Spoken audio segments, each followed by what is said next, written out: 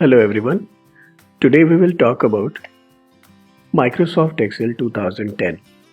It is a powerful spreadsheet program which allows us to organize the data in the rows or columns. It helps us perform calculations and allows to represent the data in the form of graphs or charts. So let's start Microsoft Excel 2010. To open this application, we click on Start. We move to the Microsoft Office folder and click on Microsoft Excel 2010. This opens the application window which displays different components to help you work with your workbook. Let's see the different components one by one.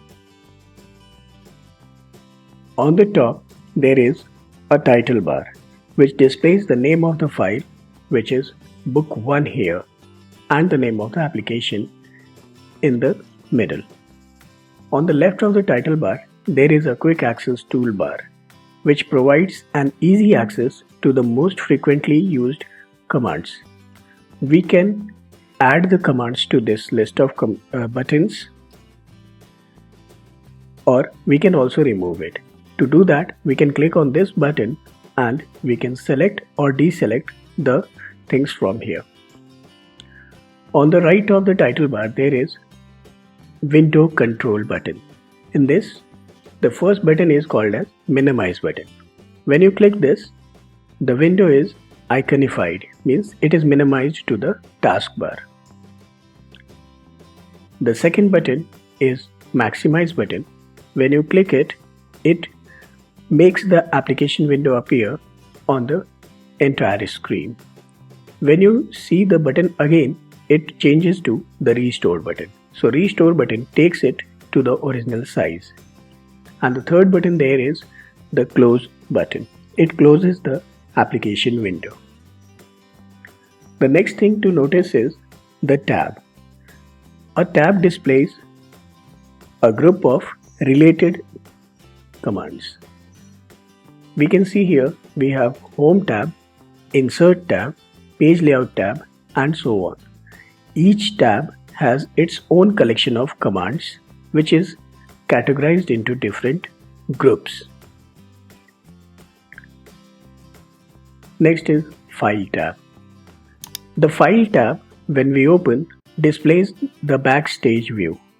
And using this Backstage view, we can do some other things like saving a file, opening a file, closing a file, printing it, and performing some other related operations. Now, let's talk about the file that we create in Microsoft Excel. Well, the file that we create in Microsoft Excel is called as Workbook. So this Book 1 is a workbook. A workbook is a collection of worksheets. So every page that we have in a workbook is called as a worksheet. A worksheet is a collection of rows and columns. You can see here that every column has a column heading or column letter like A, B, C, D. In the same way, every row has a row number or the row heading, which is 1, 2, 3, 4, and so on. In Microsoft Excel 2010, a worksheet has 10 lakh or 1,048,576 rows, and it has 16,384 columns. When we open a new workbook, by default it contains 3 sheets, and there is a button next to the sheet tabs with the help of which we can add more worksheets. By default it is 3, but the maximum number of worksheets that we can have here is 255. Now the next thing is very important unit of the worksheet. It is the basic unit where we enter the data. This is called as a cell. It is formed from the intersection of a row and a column. This can be seen easily here with the help of these vertical and horizontal lines. These lines are called as grid lines.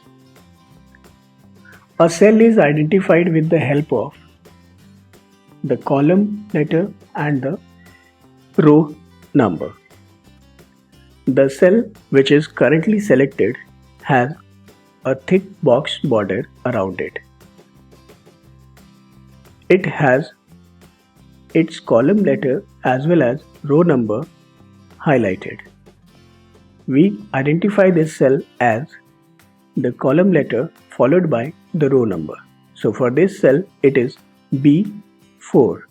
If we click somewhere else, the other column letter is highlighted, that is E, and row number is 4. So for this cell the address is E4. This address is displayed in a box called as name box. So this address, that is E4, is also called as cell reference. Whenever we enter some data in this cell, it appears in the active cell as well as in the bar here. This bar is also called as formula bar. So whenever you enter the data, that data can be a formula or text or number. It will appear in the active cell as well as in the formula bar. Next, on this screen there are many cells, but they are all not visible together. So there are scroll bars, as you can see here. These scroll bars, they help us change the cells which are appearing here in the view area. So if we want to see the row number 20, we will have to scroll down and we will be able to see it.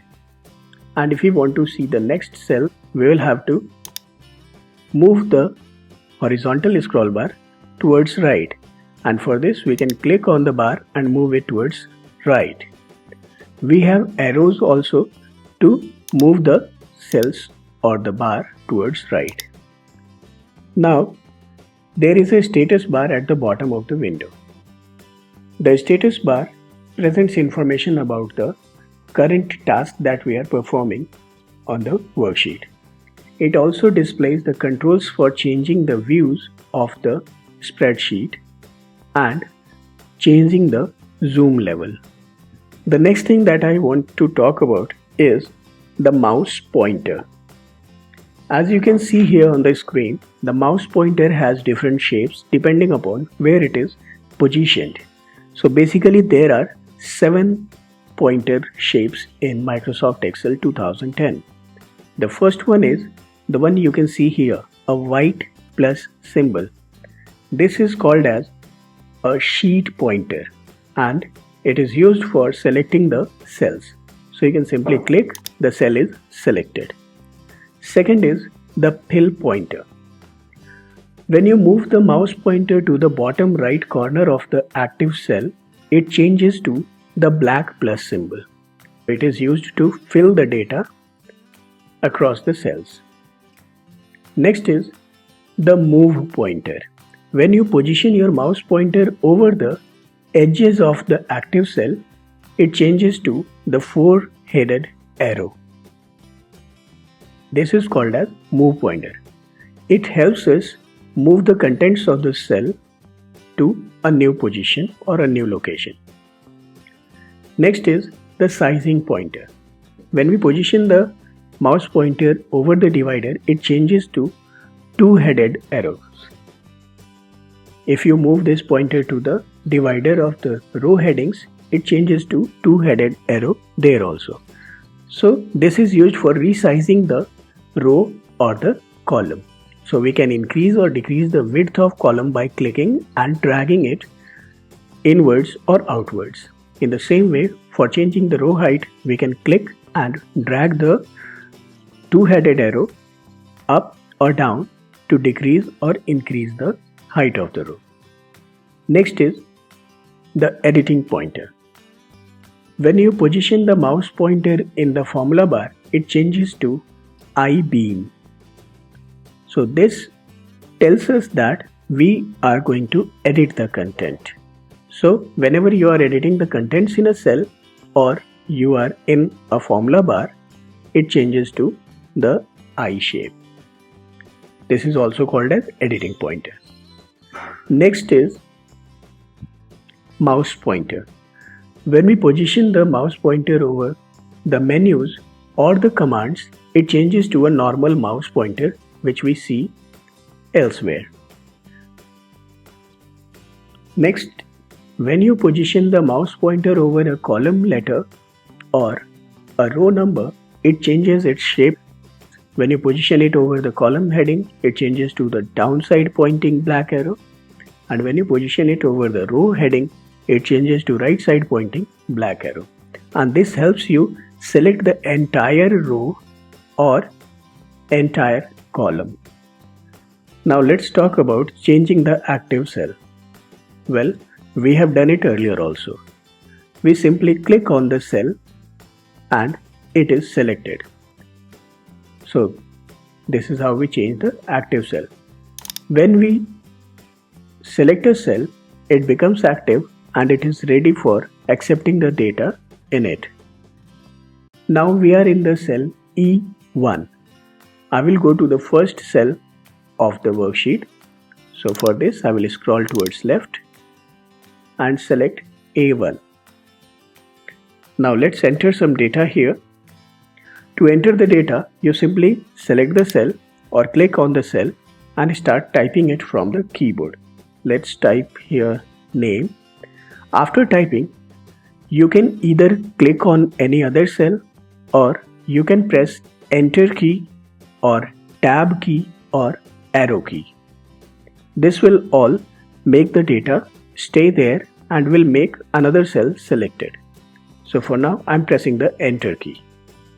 So when we press the enter key, the data is accepted and the next cell below the selected cell is made active to accept the data. Now I want to enter some data in the cell B1. So for that, I will select the cell and will start typing.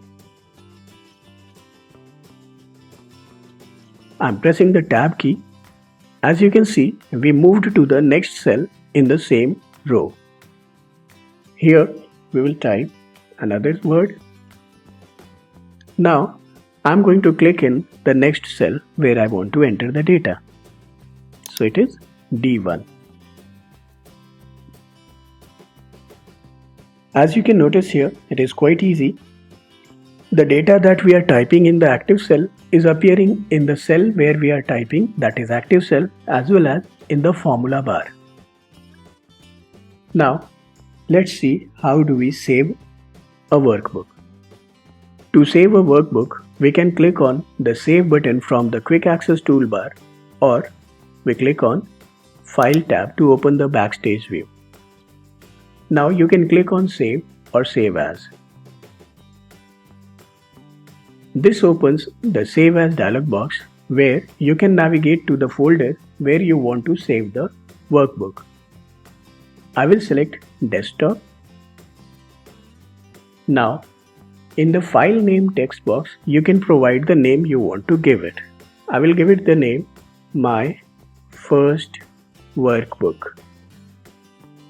If you want to save the workbook in different format, you can click on this drop down arrow and you can select the appropriate option from the list which opens.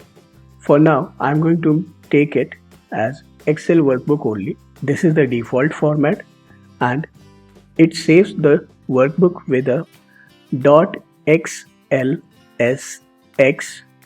file extension.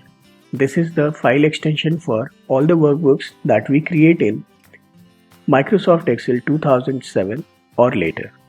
Finally, click on save. Your workbook is saved and the name of the workbook appears on the title bar of the application window. Now, to close the application window, we can click on the close button from the window control buttons on the top right corner.